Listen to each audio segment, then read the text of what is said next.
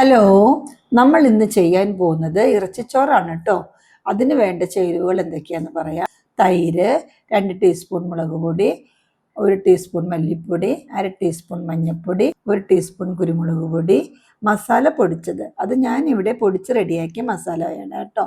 തക്കാളി, ഇഞ്ചി വെളുത്തുള്ളി പേസ്റ്റ്, പച്ചമുളക് 4 എണ്ണം, സവാള 2 എണ്ണം, വേപ്പില, മല്ലിച്ചപ്പ്. ഇനി നമുക്ക് തയ്യാറാക്കുന്ന വിധം നോക്കാം. കുക്കറിൽ 2 ടേബിൾ സ്പൂൺ വെളിച്ചെണ്ണ ചൂടാക്കിയതിന് ശേഷം സവാള അരിഞ്ഞു വെച്ചത് ആവശ്യത്തിന് ഉപ്പും ചേർത്ത് നന്നായി വഴറ്റുക.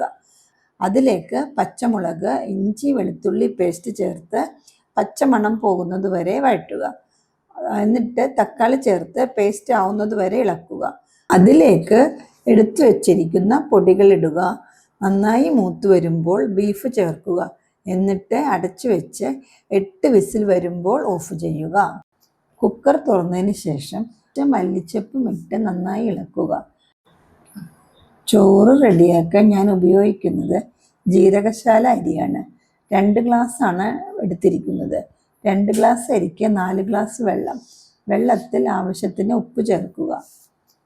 എന്നിട്ട് കുക്കർ അടച്ചു വെച്ച് ഒരു വിസിൽ കഴിയുമ്പോൾ ഓഫ് ചെയ്യാം.